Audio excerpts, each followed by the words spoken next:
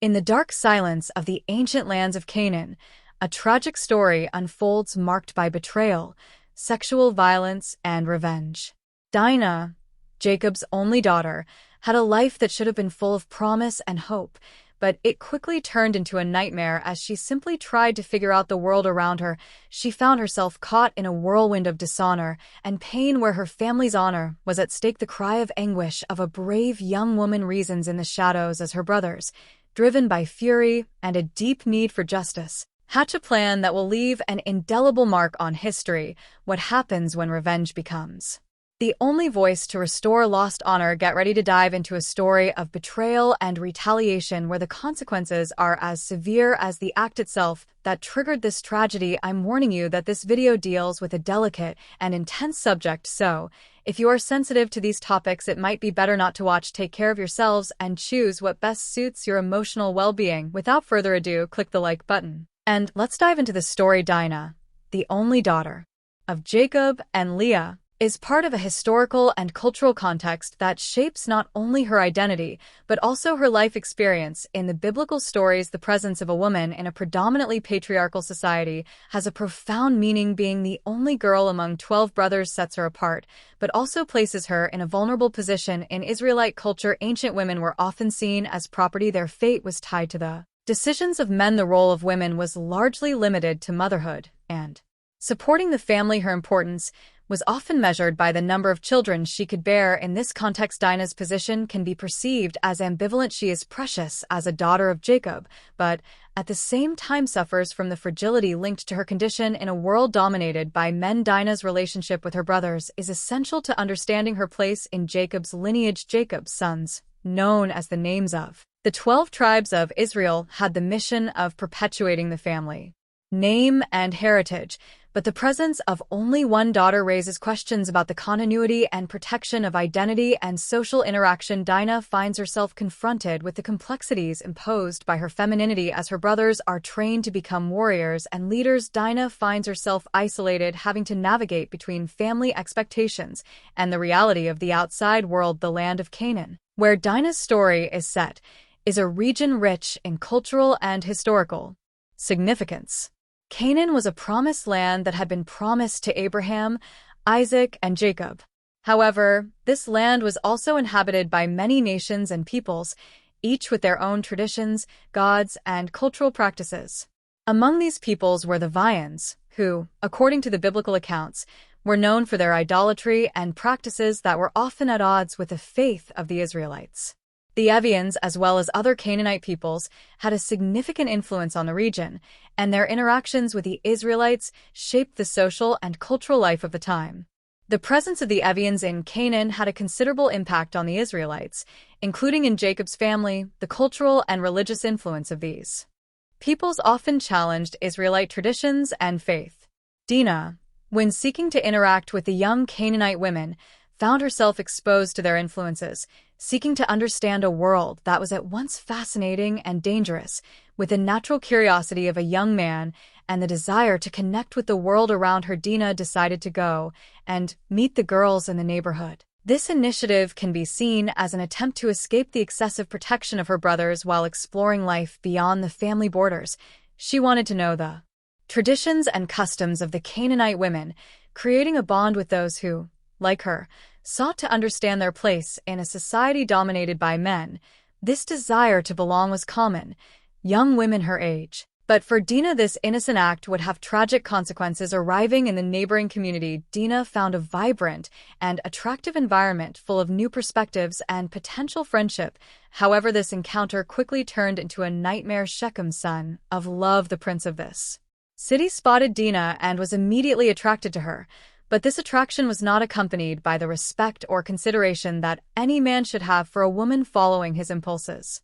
Shechem decided to act violently and selfishly in an act of contempt that he forced upon her as an attack that not only dishonored Dinah, but also deeply wounded the honor of her family. This brutal and inhumane act revealed not only Shechem's predatory nature, but also the precariousness of Dinah's position as a woman in a society where female honor was crucial. In Genesis 34:1-2, it is written, Dinah, the daughter that Leah had borne to Jacob, went out to see the daughters of the country Shechem, the son of love. The Hivite prince of this region took her life and slept with her in dishonor. The consequences of this attack were profound and traumatic. Dinah suffered not only physical pain, but also a devastating psychological impact. The dishonor she felt was amplified by the culture that surrounded her, a culture that did not allow women to express their experiences or seek support. What should have been a moment of discovery and connection turned into a deep wound that further isolated her, with feelings of shame, humiliation, and helplessness affecting her self-esteem and her perception of her own worth. The silence that followed this violent act was deafening. Dinah found herself in a world where her experiences were not understood and her suffering was not acknowledged. The lack of immediate support from her family, particularly her father Jacob, who at first seemed indifferent to what had happened, further increasing her anguish. Dinah's emotional state deteriorated, and the feeling of vulnerability and abandonment grew stronger. She not only had to face the trauma of this event, but also the weight of carrying this painful secret in silence. Jacob's reaction when he learned of his daughter Dinah's tragic fate is a critical point in the story. When the news of the rape reached him, Jacob, instead of showing the indignation that would be expected from a father who had adopted a posture of apparent restraint, his first words and actions were marked by a certain passivity. He did not take immediate action against Shechem, nor did he publicly express his pain or anger. Instead, he waited for his children to return from the fields to discuss what had happened. This response can be interpreted in several ways. Jacob's hesitation could have been an attempt to assess the situation, but it could also reflect a weakness in his position as the family patriarch in a society that deeply valued honor. The action created a vacuum that his sons quickly filled with anger and a desire for revenge. While Jacob remained silent, his sons upon his arrival were immediately overcome with indignation. In Genesis 34 verse 7 it is written that Jacob's sons returned from the fields upon hearing this, and were indignant and very angry because Shechem had committed infamy in Israel by sleeping with Jacob's daughter, something that should not have been done. Simeon and Levi, Dinah's brothers, represented the fury of the family at what they considered an intolerable insult. The desire for revenge overwhelmed them, transforming the pain linked to their sister's shame into a burning and uncontrollable rage that should have been a moment of mourning and reflection quickly turned into a call to action. Their indignation was not limited to the act of conspiracy alone, but extended to a criticism of the Canaanite culture that, in their eyes, allowed such transgressions for them. It was not only Dinah who was offended, it was the honor of Jacob's entire family that was at stake, and this realization strengthened their determination to obtain reparation. Simeon and Levi, united in their indignation, began to develop a cunning and deceitful plan. They realized that the vulnerability of Shechem and his city could be exploited by pretending to accept and negotiate the union between Dinah and Shem. They developed a strategy that would allow them to neutralize the enemy. Their sister's tarnished honor became a powerful driving force, leading them to take actions that would not only alleviate their emotional pain but also offer retribution for the offense suffered by their family. While Jacob remained behind, worried about the repercussions that his anger might generate. Simeon and Levi became the agents of a justice where honor could not be restored. In other words, the contrast between Jacob's measured response and his son's fury illustrates the dynamic familial and social situation at play. This opposition between the cautious patriarch and the revenge-hungry brothers highlights not only the complexity of family relationships, but also the challenges that arise when honor and dignity are threatened. While Dinah's brothers were preparing to put their plan into action as tension grew, leading to a spiral of violence that would challenge the morality and integrity of Jacob's family, Shechem, eager to repair the damage he had done, approached Dinah's family with a proposal of marriage. Jacob's sons saw an opportunity with an appearance of good faith. They agreed to consider this union, but they imposed a condition on Shechem, and after death all the men of the city had to be circumcised for the Israelites.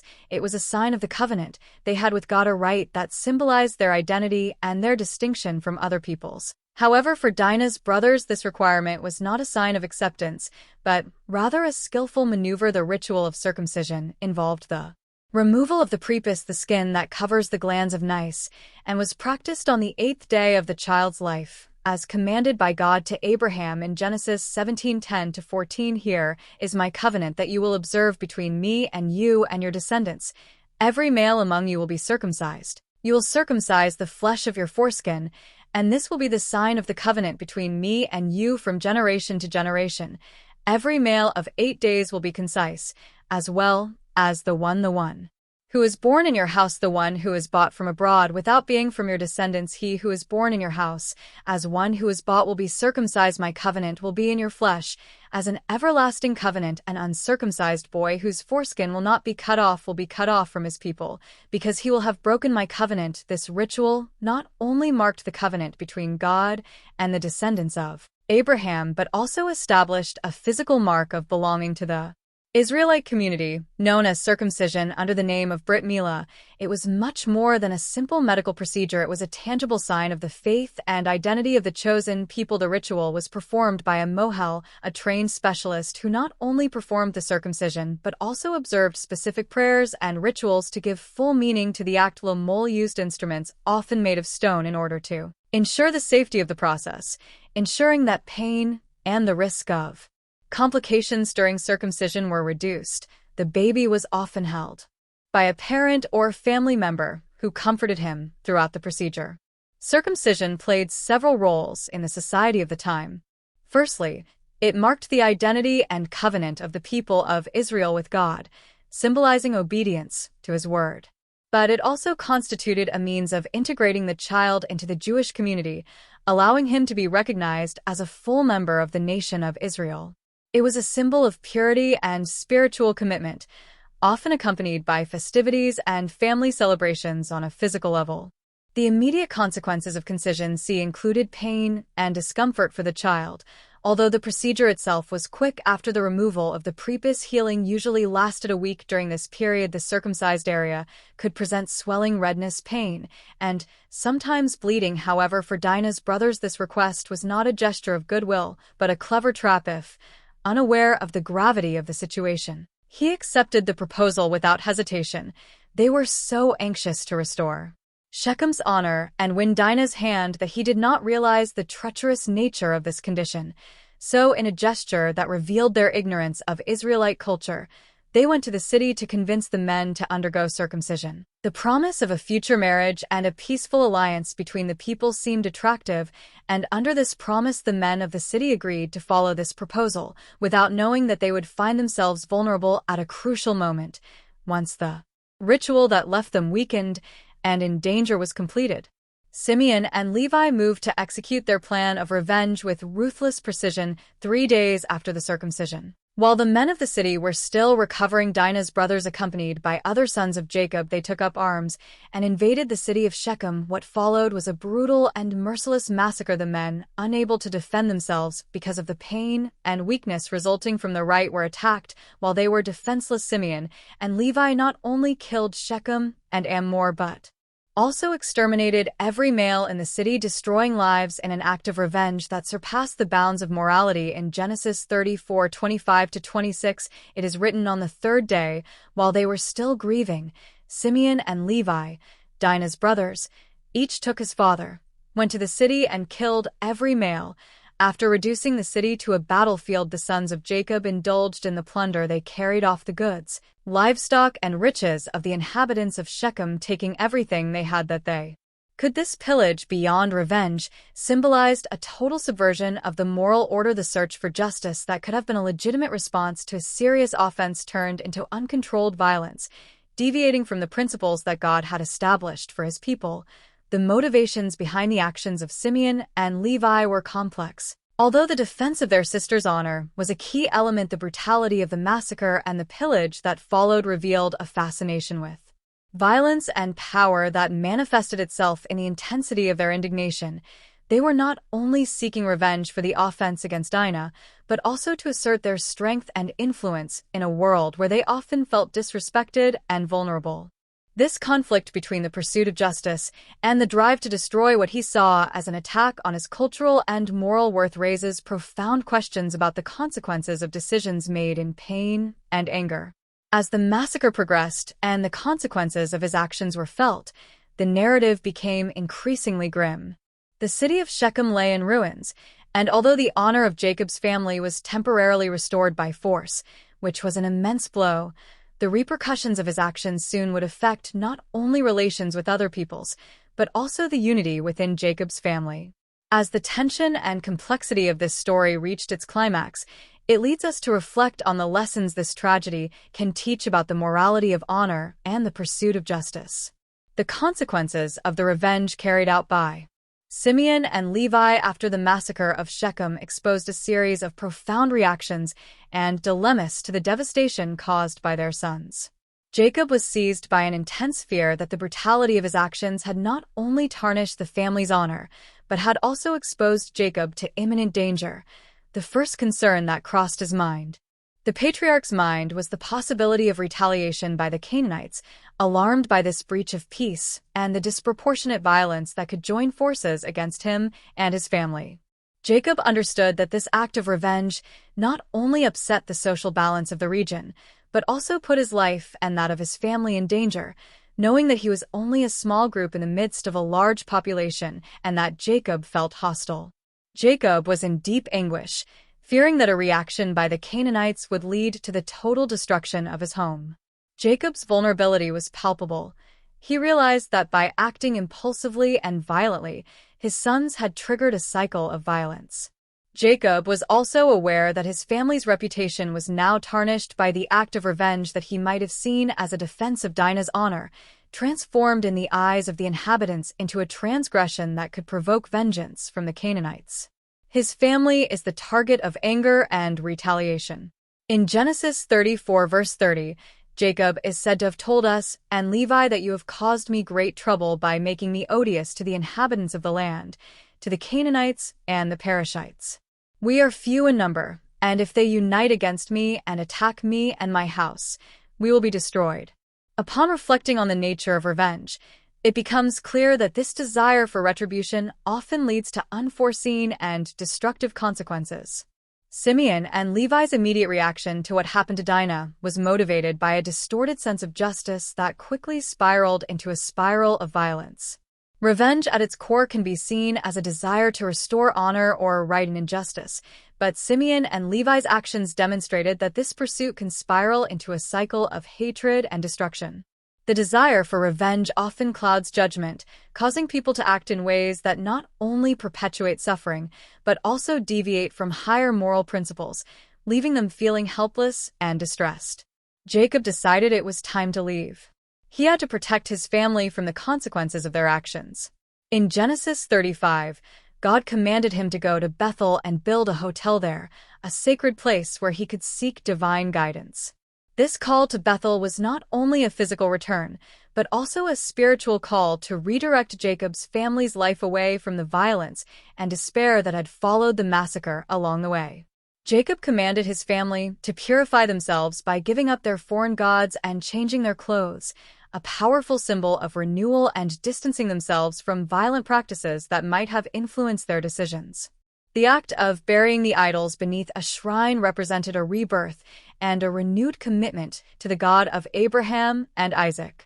This purification was necessary not only to appease God's wrath, but also to help restore the identity and integrity of the family. Came to Bethel. Jacob's family began a new phase of life marked by spiritual renewal and a conscious effort to turn away from errors. Bethel, which means house of God, became a symbol of hope and new beginnings for Jacob and his sons.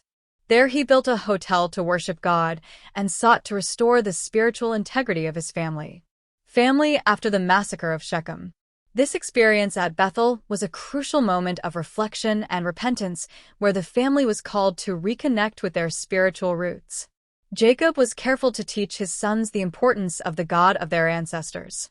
He reminded them of the covenant God had made with Abraham and Isaac, emphasizing that he was part of a much larger legacy.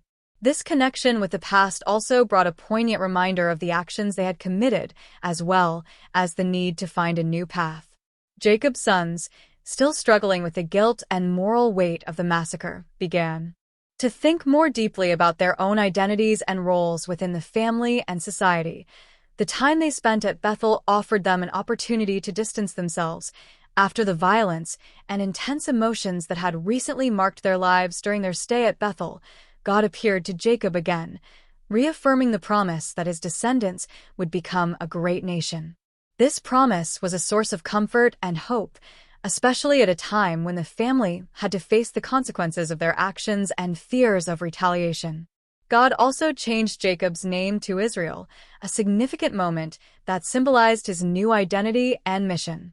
This name change was not just a title, it was a redefinition of his role as patriarch, emphasizing his responsibility to guide his family with justice and integrity. Furthermore, this new identity meant that his sons would now be known as the children of Israel, anchoring the idea that Jacob's lineage would play a central role in the process. The story of God's chosen people, but progressively through dialogues about what it meant to be a member of the family of Israel and how they could honor God in their future actions. God's presence at Bethel also brought a sense of security and protection to the family, dispelling some of the fear that had set in after the massacre, with God's promise to protect and bless his lineage. Jacob and his sons were able to focus on building their future, rather than living under the shadow of their past mistakes. Dinah's death, which at first seemed like an isolated tragedy, began to be seen as part of a larger plan of redemption and purpose for the family of Israel, but the peace at Bethel did not last indefinitely. The lives of Jacob and his family remained unsettled, and new trials soon presented themselves after their stay at Bethel and the period of spiritual renewal they experienced there. New challenges arose in their path after leaving Bethel. Jacob and his sons continued their journey in search of a safer place to settle. The nomadic way of life was part of the experience of the patriarchs, and Jacob knew that despite the protection promised by God, tensions with the surrounding peoples remained a constant reality during the journey. Jacob's family was faced with a particularly painful moment with the death of Rachel, his beloved wife and mother of Joseph and Benjamin. Rachel, who had struggled for many years with infertility, finally managed to have her second son, but unfortunately died during childbirth. This was a blow to Jacob, who had already lost connection with his brother Esau due to the past conflict. The loss of Rachel left a huge emotional void while also bringing new challenges to Jacob, now responsible for caring for his children, including the newborn Benjamin, all of whom. Facing his own grief, Rachel was buried near Bethlehem, a place that would later become an important site in the history of Israel. Her death not only heightened Jacob's grief, but also disrupted the family dynamic. Rachel's sons, Joseph and Benjamin, became even more central to Jacob's life, as he now considered them to be the living link to the one he loved so much. This caused a climate of jealousy and rivalry within the family. Especially between Leah's sons and the sons of Rachel's servants, who already felt some resentment towards Joseph, her father's favorite. After Rachel's death, Jacob continued his journey and eventually settled in his homeland of Hebron, where his family continued to grow, his sons becoming the founders of the 12 tribes of Israel, such as Simeon and Levi. The consequences of the massacre of Shechem were profound and lasting, having an impact on both their personal lives and their legacy within the tribe. Throughout the biblical narrative, it is clear that Jacob's blessing for his sons is influenced by reflection on his past actions. When giving his blessings before he died, Jacob made explicit reference to the violence of Simeon and Levi, claiming that their anger and brutality made them unfit to exercise a role of leadership or influence in the nation. In Genesis 49 verses 5-7, he spoke harsh words to them. Simeon and Levi are brothers. Their swords are instruments of violence, so that my soul may not enter into their assembly. Because in their anger they killed men, and in their violence they mutilated bulls. This blessing did not make Simeon and Levi humiliate. He also announced that he would lose any position of primacy and influence that he may have held within the 12 tribes of Israel. The weight of his actions, the violence, was felt in the following generations, with repercussions on the cohesion and prosperity of his lineage. Dinah's story provides profound lessons on the consequences of lust, the pursuit of justice, and the importance of guarding the heart against destructive desires. Lust, as illustrated by the act of sich, is not simply a carnal desire, but a force capable of leading to devastating and unjust actions. In Romans 13 verse 14 it is written that we should live an honorable life, abstaining from immoral behaviors such as debauchery and recklessness. Dinah's story embodies this warning in a tragic way. Shechem's lust-fueled desire led her to commit an act of violence that dishonored not only Dinah, but also her entire family. Uncontrolled desire can lead to behaviors that deny the dignity of others, perpetuating a cycle of pain and destruction. Shechem could have sought to gain the approval of Dinah and her family, but by giving in to his lust, he chose a path that led to irreparable trauma. Dinah's story also highlights the importance of justice and the need to trust God for retribution. Simeon and Levi's desire to avenge their sister's honor, while understandable, resulted in a massacre that raises profound moral questions. Romans 12 verses 19 to 21 teaches us not to seek revenge, but to leave vengeance to God. This passage emphasizes the fact that true justice does not consist in taking matters into one's own hands, but in trusting that God will see injustices and respond with his wisdom, choosing the voice of vengeance. Dinah's brothers not only put their family in danger, but they also ignored the possibility of an outcome that could have been less violent and more redemptive. The pursuit of justice must respect human dignity and divine directives, thus avoiding plunging into a cycle of reprisals and violence, another essential aspect of Dinah's story. The need to guard our hearts. Proverbs 4:23 exhorts us to guard our hearts more than anything else, because from them flow the springs of life's history. It shows that both Shechem and Jacob's sons failed to guard their hearts against destructive desires and evil intentions. Lust ignored the consequences of their actions, while Simeon and Levi, consumed by anger and the need for revenge, also turned away from integrity and morality. The human heart is vulnerable and, if not carefully protected, can lead to decisions that result in tragedy. So Dinah's story reminds us that vigilance over our feelings and desires is essential to avoid devastating consequences. Protecting our hearts means seeking values that promote respect, dignity, and justice, rather than giving in to negative emotions that generate cycles of violence and suffering. By reflecting on these lessons, we are invited to apply them to our daily lives in a world full of challenges and temptations. It is essential to regularly examine our actions and motivations. How do we manage our desires? Do we seek justice in a way that honors the dignity of others? Do we care for our hearts and protect ourselves from negative influences? These are questions we should ask ourselves regularly.